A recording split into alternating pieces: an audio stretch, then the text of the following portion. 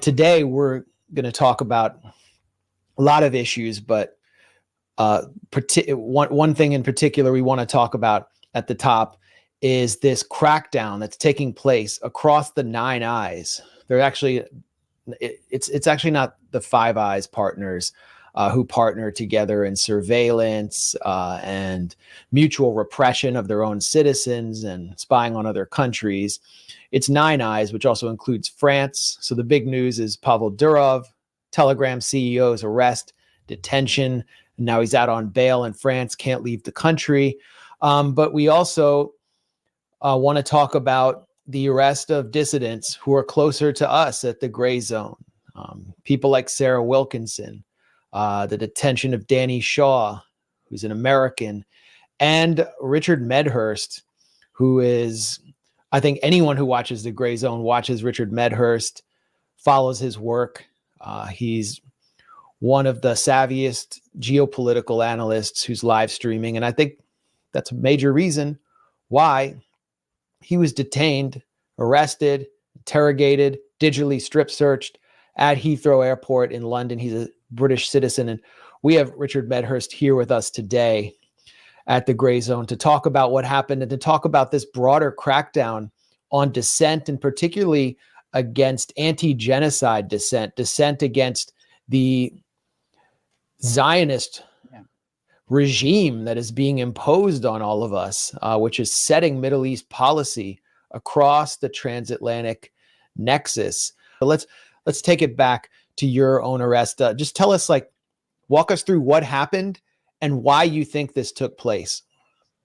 Yeah, so, I mean, the plane was taxiing, we landed in Heathrow and it was taking a bit, I don't know, suspiciously long time to taxi. I'm not saying 50 minutes or something, but still.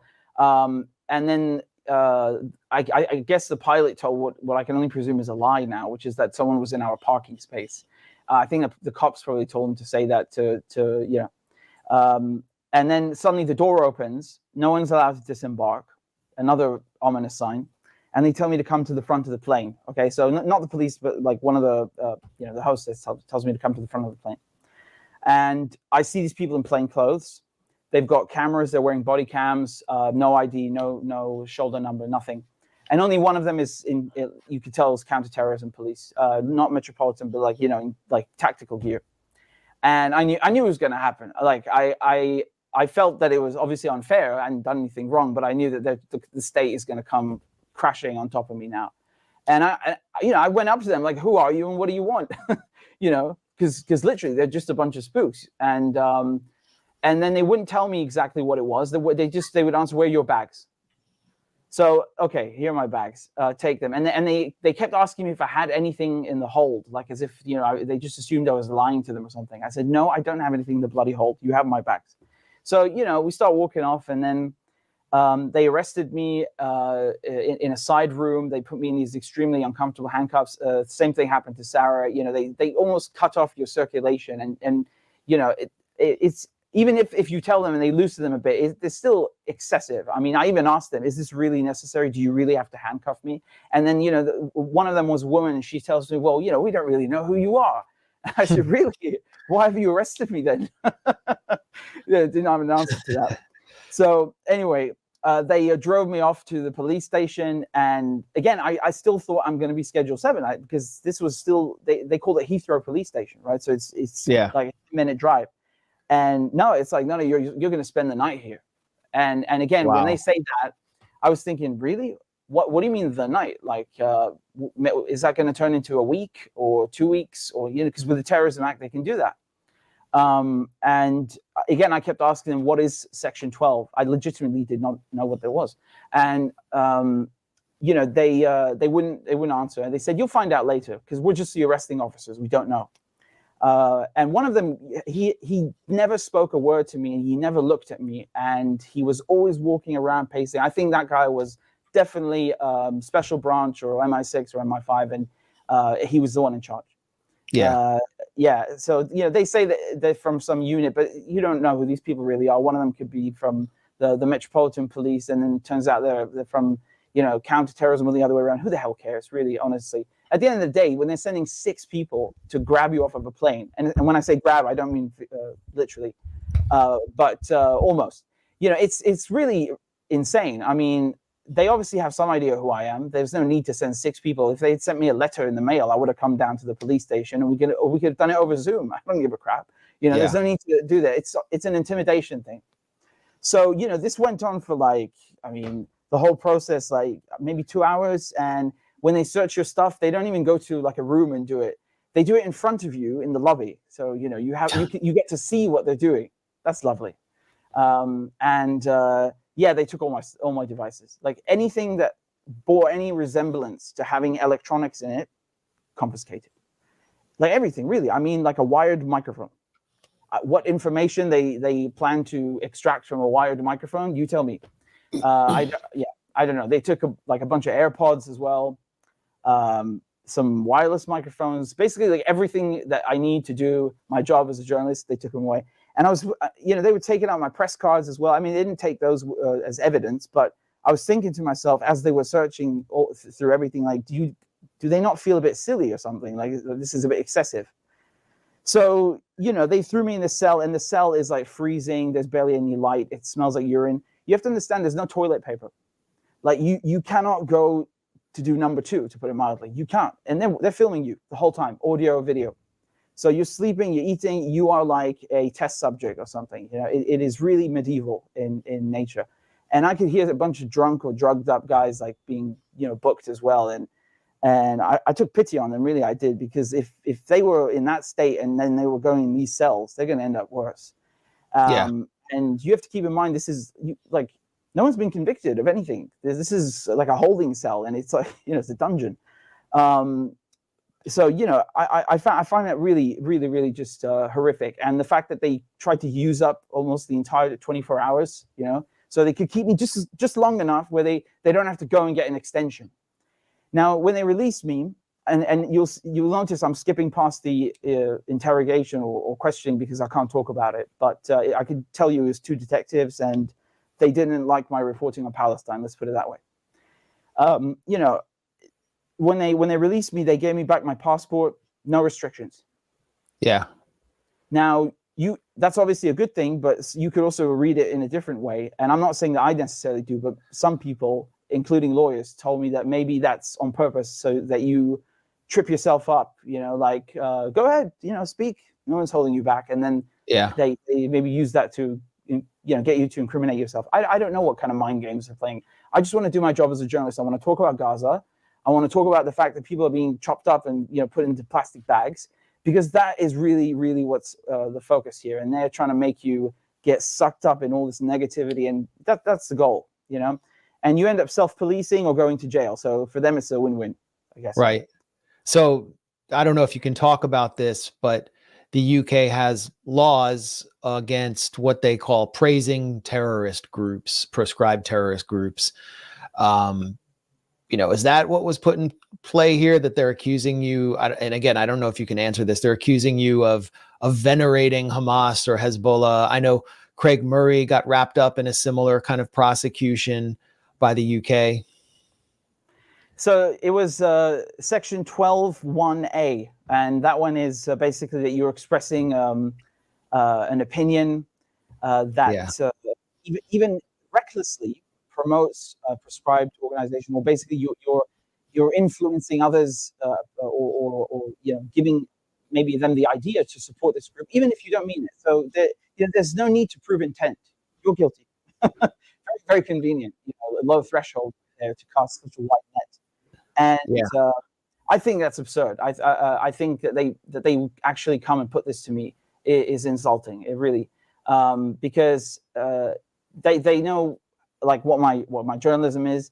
They know that I'm not trying to glorify or do anything. I'm just trying to do what the mainstream media should be doing. And again, I guess that's also the same thing in the Grayzone, right? We're all trying to just tell the truth and also make up for this huge vacuum that has been left by the mainstream media abdicating their duties to just do their jobs as reporters.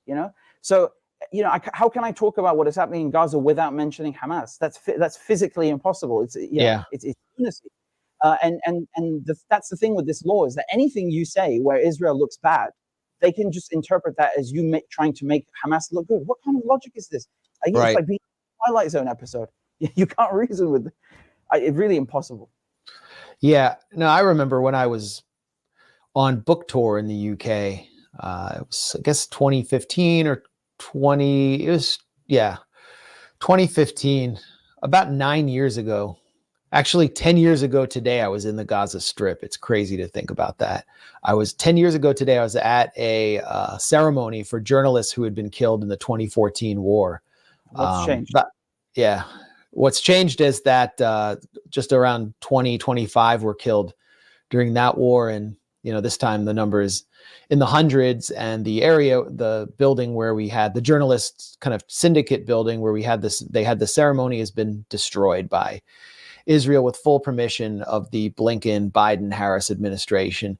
So 9 years ago, I was on tour in the UK, and I was hounded everywhere I went, at every venue, by this band of rabid Kahanist Zionist fanatics who were humongous supporters of the terrorist Israeli military and were inciting against Palestinians from outside each venue. And at one point I wouldn't say physically attacked, but a guy just started bumping me and trying to get me to retaliate so that I could then be arrested. The police refused to act. This was in a Quaker meeting hall. Then he kind of tried to sit in the front row and menace me. I mean, these are the biggest fanatics that I met. And more recently, two of them who I recognized, I remembered one of their names because she has the same last name as me, but no relation. Her name is Mandy Blumenthal, and her partner interrupted a comedian, I forget his name, British comedian, and then claimed anti-Semitism when the comedian basically told him to shut up. But they're running around the UK, in England. Once I got to Scotland, everything was fine. But in England, you have these fanatics. I'm just trying to point out the double standard here is that they can praise the dismembering of Palestinian children all they want, and nothing will happen to them at airports. But it's you and Sarah Wilkinson who, and obviously the UK is not going to do anything of consequence to stop the dismembering of these children, literal state terror. They're just trying to shut you all down. And here's what you had to say on Twitter. Britain is under attack. Today, the police launched raids across the country and charged activists who oppose Israel's genocide in Gaza. This is an absolute outrage, a scandal. Why are we being treated like this in our own country? Fascism to protect Zionism. Why are you being treated like this in your country? Why is the press letting this take place? I really don't know. I ask myself this question every day, Max. It's not like some like deep philosophical thing. I really just want to know, like, logistically, how does this work? How do you have such a giant press corps, like, just crumble and do nothing? Because it's not like there's a lack of striking images. People in bags is pretty striking, or the rows and rows of bodies. We don't need to go into all this, but it's like this double standard is amazing. And if don't get me wrong, like, I'm not saying the whole terrorism act is it should be ripped up and it has nothing useful in it. Of course, you have to have some legislation to fight actual terrorism. So if you look at Section 1, encouraging terrorism. I mean, the Israelis, you can't tell me that there's not a single Israeli in the UK that hasn't encouraged or incited terrorism, especially,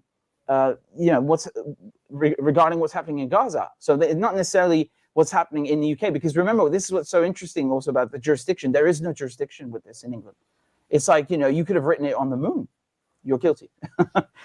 So the scope of this legislation is universal.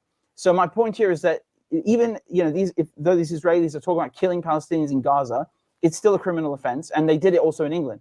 So you can't say that there's not one single Israeli. And you look at the dual citizens that are going and fighting and participating in this genocide. The top countries where these dual citizens come from is France and the UK. Yep. So that's a prosecutable offense under English law, under English common law. And I'm not saying that people who exercise their right to free speech should be treated the same way that I'm treated. No, I'm saying that there should be a balanced application of the law, and that there shouldn't be anything that is used against journalists and people, just exercising free speech in a political manner, because that's what this is. It is a political persecution. What they're doing to me, what they're doing to Sarah, what they're doing to Palestine Action, it's entirely and utterly political. Like, Keir Starmer took over, and suddenly this starts. And I'm not saying the Tories were any better, but we should remember Tony Blair is the one that, brought this piece of legislation into effect and was buddy-buddy with George Bush. We all remember this. And it was a repackaging of what they were using in Ireland, by the way. So, anyone who's Irish knows what the Prevention of Terrorism Act was, and how it was just used to just randomly pick up people. And Palestinians are suffering a lot of the same things because of British colonial law. It's still there to this day, this British martial law. Same elements, you're seeing them everywhere. So, I don't understand how the press corps can be like this. Even the Israeli media, they talked about my case. I saw, the whole international media talking about me being arrested at Heathrow, because I'm the first journalist in the UK to be arrested under Section 12. Right. And the BBC said nothing. The British establishment media said nothing. The Guardian? Nothing. Yeah. Do you think there's in the UK, there's something called a D notice, in which a commission, a government-sponsored commission, tells the media not to report on issues of supposed national security sensitivity? Do you think a D notice was placed on your arrest? I didn't think of that, but I will say that they don't have to abide by it. So yeah, they could just ignore it. It's not like legally enforceable. But that's a very good question. The whole thing was so shady, really, Max. I can't stress that enough. And especially when you put it in the context, as you pointed out in your introduction, of what's going on globally. But really, this was outrageous. It wasn't just that they sent 6 people to pick me up. It's that, like, they came to the mouth of the plane, like they couldn't even wait till passport control. And, they none of them would give their names. They were all extremely, extremely weird. And, the fact they took everything electronic. I'm telling you one thing. If you look at Palestine Action, just in the last few days, they found bugs planted in their phones. And I know that this is the British way to do things. We like spying on people. We have very good intelligence. Everything they gave back to me, I have to replace, because I don't trust them. Yeah. So Palestine Action is a direct action group that has been leading protests at Elbit Systems, the Israeli state-owned arms company's plant inside the UK and other places, doing banner drops and so on, disrupting the flow of, basically disrupting the rail lines to Auschwitz, disrupting the genocide. And the state is cracking down hard on them. They're threatened by them. And one of their activists found a tracker in their phone after being detained and having their phone taken. So you have to presume that all your devices are surveilled. I mean, we all have to presume that we're under some form of surveillance. I don't really feel like I have anything to hide. I don't know. My kid started recording videos on my phone, though. Like, she runs around taking videos. So, I mean, I don't know if I want the feds getting those, but I mean, yeah, privacy is completely gone at this point.